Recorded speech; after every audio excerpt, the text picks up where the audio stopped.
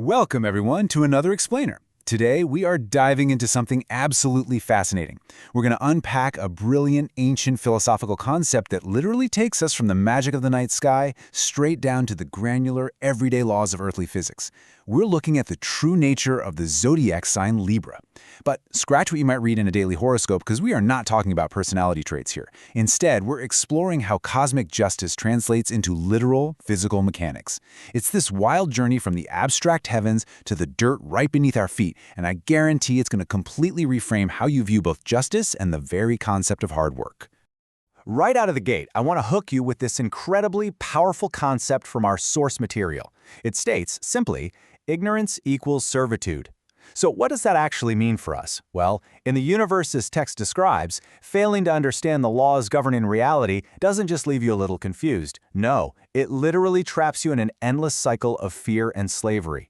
The text makes the case that ignorance is the ultimate root of fear, and that fear acts as a literal imprisoning force. Think about it like this. Anyone who is absolutely terrified of drowning will never ever dare to wade into the sea, which means the borders of the land become their absolute, inescapable prison. Anyone terrified of burning will never approach a flame, meaning the freezing cold becomes their master. The elements themselves become these oppressive overlords simply because you don't understand them. To be truly free, you have to completely understand the laws of your universe.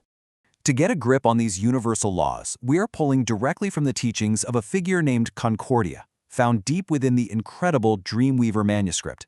This is the exact text that breaks down this wildly intricate philosophy. In this narrative, Concordia is out in the desert, tutoring a group of archers, and they are going through this profound lesson about the stars and how the heavens directly reflect life on Earth. The manuscript maps out how knowledge transitions from just a basic nursery-level understanding to a profound masterclass grip on universal laws. It's your classic zero-to-hero journey, you know? It's where learning to read the signs of the times allows total underdogs to step up and become the rulers of their own universe. Now pay close attention to how Concordia defines a constellation here. It's not just some random scattering of glowing gas millions of light years away. According to the manuscript, a constellation is actually a woven celestial image. The idea is that when stars reach a certain state of maturity, think of it like them graduating to a celestial university, specific stars in a quadrant come together to weave a pattern, and this weaving connotes a literal fusion of spirits. The text points out something super interesting. When seemingly unrelated things down here form patterns that eerily conform to the same theme, it's because at their very core they share the exact same essence or life force. They are weaving together a cosmic lesson up there that perfectly reflects life down here. Moving into Section 1. Libra and the Scales of Justice. Let's look at the foundation. When examining this foundation of justice, Concordia points out a massive, almost humorous irony regarding scales. Scales are, of course, the armor of reptiles, right? Cold-blooded species like snakes. And in these ancient teachings, it's very often a serpent that acts as the prosecutor of mankind, pointing out our crimes even while instigating them. But here is the fascinating contrast the text makes. Not all serpents are evil. For instance, a seraphim literally translates to a fiery serpent, which is a divine being. Contrast that with a fallen serpent or a demon. The text argues that a demon is, at its core, an absurd creature. Why? Because demons are meant to be supernatural, yet they are completely shackled, confined, and totally subject to the literal laws of the material world. All their supposedly supernatural works are just cheap tricks and deceptions, precisely because they are trapped by the very earthly laws they were supposed to transcend. So if the demons are trapped by it, what is this inescapable rule? It's the universal foundation of law. You reap what you sow. Every single action has a direct implication and a non-negotiable consequence. Concordia explains that throwing out the concept of an eye for an eye is actually exactly how injustice takes root in a society. Now, we often hear that justice is incomplete without mercy, right? But the text makes a really profound clarification here. Leniency and mercy can only be shown to someone who is genuinely guilty of a crime. There is literally no need to be merciful to someone who is innocent. To drive this home, the text uses this brilliant farmer metaphor.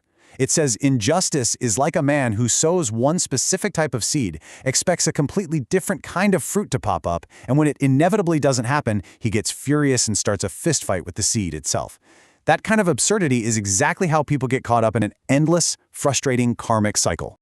Which naturally brings us to a massive, mind-bending question.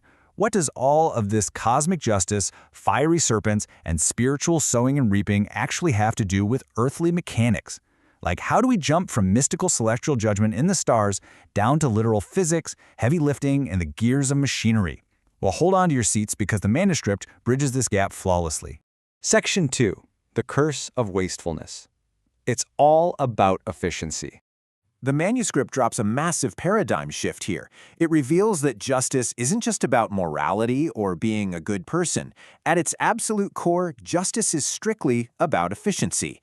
And efficiency is defined as reaping the maximum possible benefits through minimal effort, which effectively minimizes wasted energy. Concordia tells the archers that, yes, hard work is a good thing. But, and this is a big but, hard work does not automatically mean you are being efficient. In fact, the text totally reframes the biblical curse of toil. It argues that God doesn't just unnecessarily curse mankind to be mean. Rather, he is just pointing out the natural consequence of their own folly. If you choose an inefficient way of living, you automatically begin a cycle of waste and toil where you have to exert massive amounts of extra effort just to survive. The text even goes so far as to define death itself as a form of waste. Death's predominant trait is decay. It's the ultimate final fatigue that only occurs when there is an overwhelming, unsustainable amount of systemic waste. And this brilliantly illustrates how all of history, at least according to the Dreamweaver text, is essentially a giant battle between waste and efficiency. Let's look at a few examples the text provides. Cain's offering? It was rejected not just to spite him, but to point out that his toil was meaningless and highly inefficient because of the evil in his heart. The Great Flood is framed as a cosmic warning about the ultimate consequence of inefficiency and wastefulness, perfectly demonstrated by the incredibly wasteful lives of the Nephilim and the Babylonians. In stark contrast to all that waste, look at Noah's Ark. The text highly praises Noah's absolute efficiency, his careful adherence to the building specifications, perfectly pairing the animals, and precisely calculating and preparing their feed. As Concordia points out, if Noah was even a little bit inefficient in his math or his labor, that ark would have sunk straight to the bottom, or everything inside would have starved long before the waters receded. In this universe, efficiency literally equals survival. Section 3. Justice as Physical Mechanics. This is where justice is put into motion. So how do we physically use this concept of justice to our advantage in the real world? The answer lies in the actual mechanics of things like judo. Ordinary people tend to think that throwing a giant requires brute strength, huge muscles, and a ton of wasted energy. But practitioners of judo, as Concordia explains to the students, understand that it's actually about shifting the opponent's center of gravity to perfectly break their balance. Now, the mass of the giant doesn't magically change, right? They don't actually become physically lighter, but by manipulating their center of gravity and spreading their weight over a vast surface area rather than focusing it all on one single point, the force changes completely. This application of mechanical justice allows a person of diminutive stature to literally lift a giant, almost like Atlas carrying the sky. It's not magic, it's purely 100% efficient. And this builds into an even broader, more incredible concept, the principle of a lever. The source text delves deeply into this. A lever is, fundamentally, a balance set upon a central pivot. And that pivot is the central point through which forces on the left and right sides can be manipulated and controlled. Does that sound familiar? It should, because it is exactly the same mechanism as the scales of Libra. So the crucial takeaway here is this: shifting the pivot makes heavy objects light and light objects heavy. If you alter the length of the pole on both sides of the pivot, you completely alter the forces at play. The closer an object gets to the pivot point, the heavier it gets relative to the other side. By simply altering the physical distance between objects on either side of the pivot, you can create total equivalence between two massively unequal weights. Again, you aren't changing the literal mass of the objects. You are using the mechanical justice of distance and leverage to balance the scales perfectly. It's an elegant, universally just equation. But of course, what happens if someone tries to use these physical forces dishonestly? Concordia drops this incredible truth bomb. One can never actually cheat karma. If you set up a lever to create an unfair inequivalence, if you try to game the system, karma will always compensate. How exactly? The text gives two amazing, highly mechanical examples. First, karma might simply increase the physical strain on the lever itself, pushing the pole until it violently snaps under the injustice of it all. Second, and this is fascinating, it might give the disadvantaged object an unfair advantage. By forcing the disadvantaged person to navigate this incredibly heavy, unfair burden, the universe drastically amplifies their acquisition of experience. Meanwhile, the person who cheated is left totally dismayed later in life because they completely failed to acquire the vital experience needed to navigate future calamities. By cheating the scales to make their life artificially easy, they literally rob themselves of growth. And this concept of mechanical justice isn't just about levers, it extends into pulleys and centrifugal force too.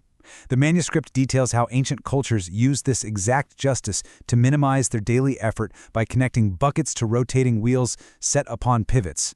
They brilliantly used the forces of wind and geometry to fetch water automatically. It's the exact same justice that dictates stability and angles in our everyday lives. Have you ever wondered why a spinning coin doesn't just immediately fall over?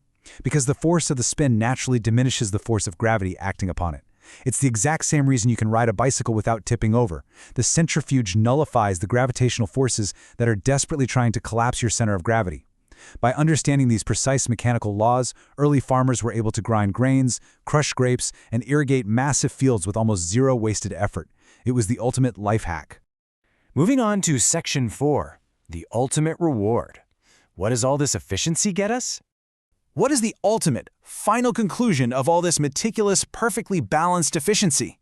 The massive paradigm shift here is that the true reward of all this efficiency is Sabbath, rest. The text explicitly states that minimizing wasted effort allowed the ancient inventors of these mechanisms the breathing room to, quote, very lazy. By building perfect, just machines, they could focus their energies on furthering their research or, simply resting. Rest is the true, just reward for taking the time to understand the universe's mechanics. In this worldview, laziness only becomes a crime when it is misapplied and brings unintended harm, because harm is an undesirable consequence, making it a form of waste. But true, earned rest, sitting back while the water wheel does the work, that is the very essence of cosmic efficiency. I want to leave you with this provocative thought as we wrap up this explainer on Concordia's desert lesson. Is true laziness really a sin, or is it actually the ultimate cosmic reward for mastering the efficiency of the universe? If you understand the scales of Libra, if you refuse to cheat karma, and if you use mechanical leverage to turn heavy, crushing burdens into light ones, then you've earned your rest. You are no longer trapped by the ignorance that breeds servitude. Thank you so much for joining me on this incredibly deep dive into the Dreamweaver manuscript. Keep questioning the mechanics of the world around you, keep striving for true, balanced efficiency in your own life, and I'll see you in the next explainer.